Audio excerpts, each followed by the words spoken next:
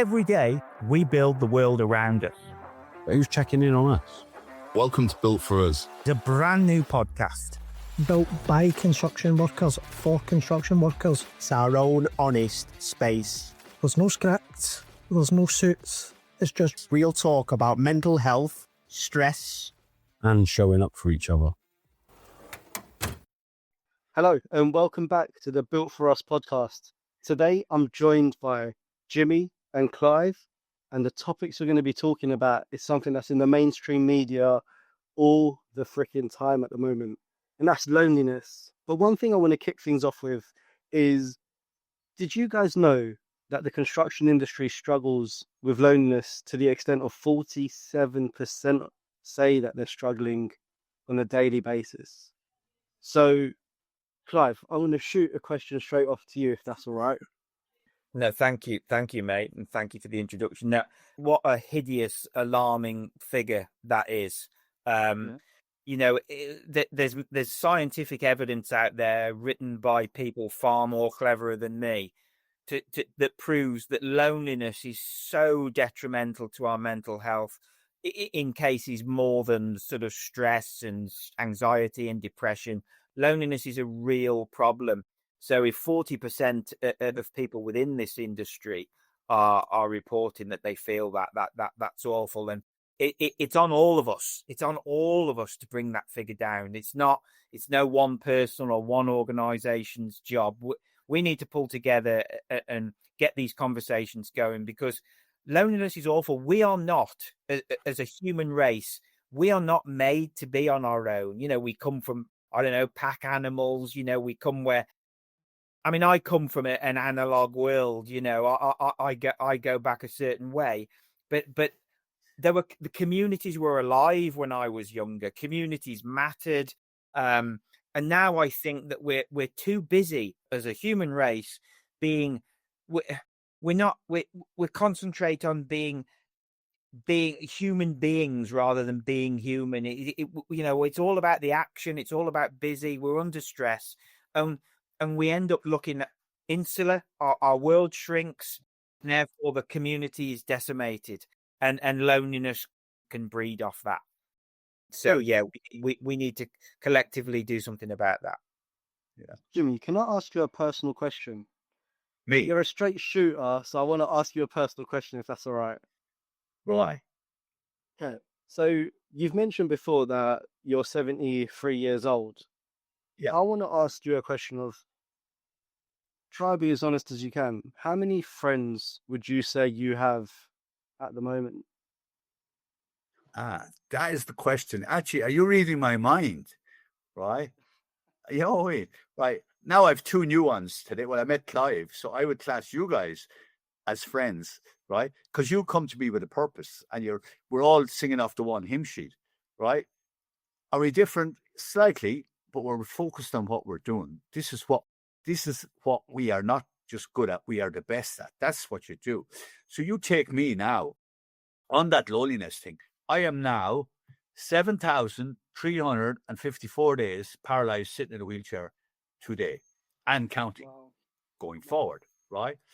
I was managing director of a very successful company. I played football, I played soccer, I was very good. I was good at interacting. I thought I had loads of friends. Note, I thought I had loads of friends. But when you have a life-changing accident, right, those friends, they're not really friends. They're pub friends or they're social, whatever, but they're not friends, if that makes sense. And when I get the opportunity, you see what I do now, I'm a health and safety keynote speaker. I've been all over Europe, all over the UK, all over Ireland multiple times.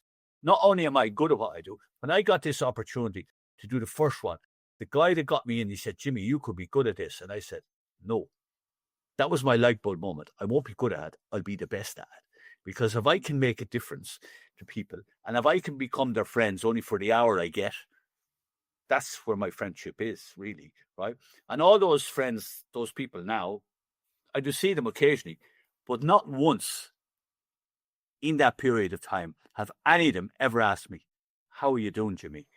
Upstairs, you know, how are you really doing, right? So I don't tell them because they don't ask, but they've never asked me. And when I'm in an audience, I have an audience of a couple of hundred people, when they stand up and walk away, the loneliest person in that room is me, because I'm sitting. Jimmy, I'm gonna have to cut you off now, mate. Honestly, 100%. I'm genuinely asking you, how are you? Like 100%, how are you? Like, I really want to know. Good today. I'm good. Are you just saying? Are you just saying that? Are you just? No. I am good. No. I am 100% good.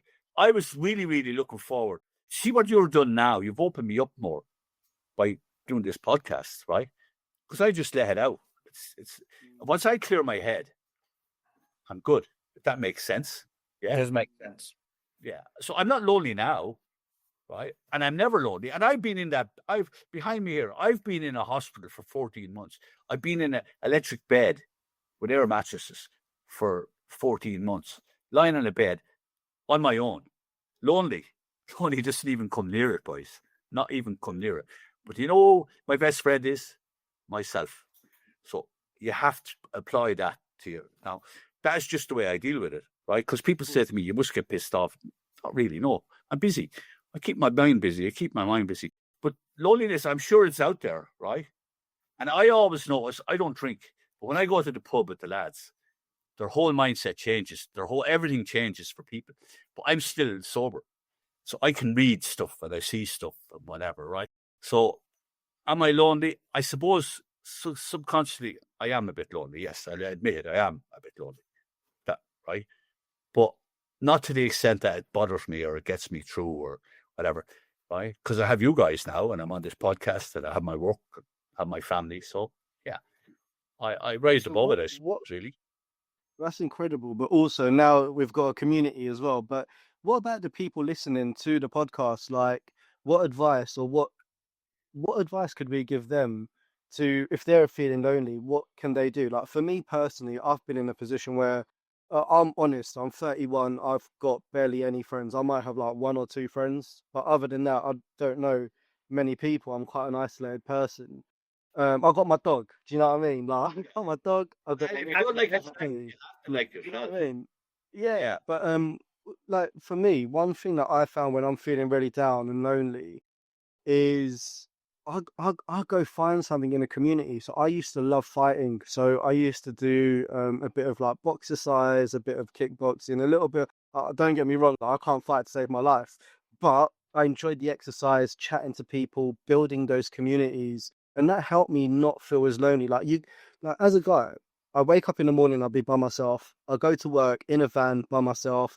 Most of my day will be interacting with clients, maybe for a few minutes, and then I'm off in a plant room somewhere doing my own thing, and then I'm driving home by myself. I'm eating dinner by myself. I would communicate with people maybe 5 minutes in a day, so it was really lonely. But those classes that, even going to the gym, I would purposefully go out of my way and just say, "Hello, mate, you're right," or "Can you spot me? Can you just?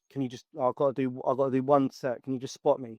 And they would, and that's the way you start building connections and community, and just feel a little bit out of your shell. How about yourself, Clive? What's your thoughts on this?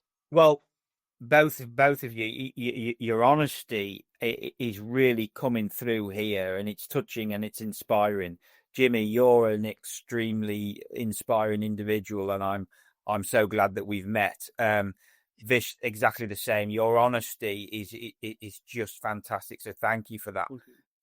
I just feel that when we use that word community, particularly in construction and within the tradesmen, there is communities out there.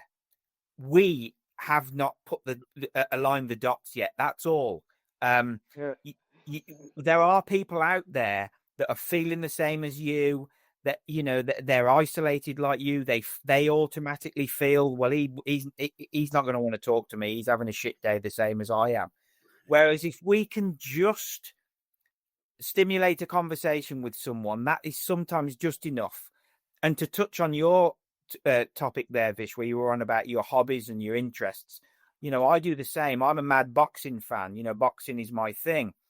And I have made an effort over since being poorly and coming home, and since my diagnosis and everything else, I made a real effort to immerse myself even more within boxing. And I've ended up meeting people in professional boxing, and they've all been just ridiculously brilliant. The access is fantastic. But I mention this because I've not just made friendships. They're not just my mates. I've got one or two real friends within that wonderful world that I feel so strongly about. But I've also been part of a few communities in there, and I can dip in and I can dip out. I can put my Kenneth within. And when I see them, I go to a gym somewhere. I might not have seen them all for 6 months, but for the hour or the 2 hours that I'm there, I am a part of that community, and I come home feeling fantastic. So the message for me is that I've probably got loads of mates. I'm fortunate, loads of mates, but I haven't got that many friends. And I think we've both highlighted massive difference. Yeah, there is lots of differences between a mate and a friend. But the few friends that I have got, they're a real support network. We can talk about the problems or the challenges, or we can talk absolute rubbish. Both are really rewarding. Yeah. So when we look at so I'm going to quickly jump in there again. I was going to say, like, the construction industry, right? I'm not sure if I can swear, but I'm going to go for it. I'm going to say it's a shit show at sometimes. Yeah. I agree with you. Yeah, it is. I lived in Essex, and I've travelled to Birmingham. Then I've travelled from Birmingham to freaking Peterborough, then Peterborough back to central London, then central London off I go to somewhere else around Greater London, and all of a sudden I ain't seen anyone. I'm sleeping in a hotel room. Yeah. I'm scratching my head at night. What advice can we give the guys and the ladies? What advice can we give them to still feel whole as a human being? Because as you said, Clive, like, community, it's embedded in us. Not many of us can live as individuals. We thrive in community as human beings. So what advice can we give these guys and ladies? Like, what advice can we give them if they're roaming around the country by themselves, driving up to Scotland whilst living in Essex? What advice can we give them? Jimmy, if you want to kick things off. Yeah. Well, that's right. Well, just from me, like, I was a successful businessman, lost it all. And then I reinvented myself, I re-educated myself, and I had a purpose, you know what I mean? And I think if a person has a purpose within them, right, then that's what I said. Just have a purpose for what you want to do. Right. It can be challenging, it can be daunting, and you might think it's unachievable, but no, if you don't give it a go, you'll never know, right? Now, but there's no point in jumping in the deep end if you can't swim, right? Right. So you have to be selective sometimes. And you take all my people that know me here, they don't know what I do. They don't know the level I'm at, but they don't need to know because I don't have to broadcast it. I'm just happy with myself the way I do it. But back to I have made more friends in the safety business, what I do, than I have any other friends, right? And I class you two guys and Tim and all, this is more friends, right? Because we have a reason. We're on this to make a difference. That's it.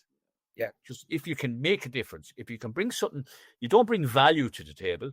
If you're going somewhere, bring benefit, right? Right.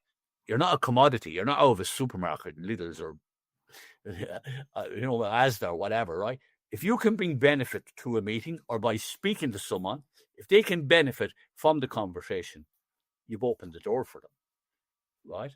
So 100%. That's probably what I do. I suppose my power is your voice is the best organ we have. But some people can talk, but not everyone can speak. That there lies the difference. Yeah. And so What's interesting here as well? I think I'm going to backtrack on something I said. I said that if you're feeling lonely, you can always join a community, but sometimes you actually need the confidence within yourself to actually join a community. So I actually, for me personally, I lack severe confidence. So what I started to do is I would just leave the house and I'd go for a walk by myself just to feel a little bit like, I don't know, obviously, Jimmy, it's a bit difficult for you, but even just the fresh air you'll get when you're outside, hearing the birds talking. Well, there, what you've said there now, see for me to join a community, it's challenging physically, right? Sometimes it's impossible for me to do it. And I realize that, right? So there's no point in jumping in the deep end because you cannot even bloody well push the wheelchair, never mind swim. So I don't do that, right? I can be selective in what I do, right? But when I get the audience in front of me, what it does to me, it gives me back my independence. It gives me back not the control of the room, it gives me the lead of the room, right? And it's where I lead them that they will gain the benefit. Now, do I do that successfully? Every day. And you know when I finish, do you know what it says to me? Next job is day one. It's always day one the next day. It's always day one. Well, does that make sense?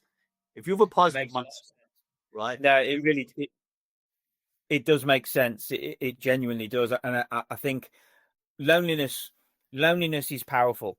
Loneliness definitely has the power to diminish our perspective. Now, perspective, I say this, I've said it on other episodes, so I apologize for repeating. I apologize, but don't apologize. Perspective is your superpower, and hanging on to it and doing exactly what you've just said, Vish, giving yourself a bit of time to have a walk, to leave your phone at home, to hear and listen and experience things that normally just pass you by, that helps diminish the overwhelm. It helps to anchor yourself. And all of a sudden, that loneliness isn't quite so powerful because you're looking over the hedge a bit then. You're seeing things, you're hearing someone else, or something. It might just be the radio, it might be a real person. But you all of a sudden, you're absorbing something. And the world that has become very small for you because of the loneliness, all of a sudden starts to come back to normal size. But anybody and everybody who's watching and listening to this, us three guys, we haven't got all this sorted. We have to work on this. We really do. It's always work in progress. Oh, it is. I'm learning from you two, and I feel blessed to have that opportunity. But the message is, hang on to perspective. Again, you're not the only one. It's not. If you surrender to your vulnerabilities, it's not quite as scary as you thought it might be. Don't allow the power of that loneliness control everything else. 100%. How beautifully said. Like that, Clive, that was just beautiful. And I'm speechless because I don't think anyone else could have summed it up as well as you just did. So, Well, I've got your bank details, mate. So, you're right, Vic, you're right, Vish. You go for a walk, clear your head, whatever, right? And well, actually, I think that walking is overrated for me. All right, I gave that up. Fair point. And there's another thing, right? It's a massive benefit to everyone, even if you're lonely or whatever. Humor is massive, right? And I do this all the time, and I do one-liners.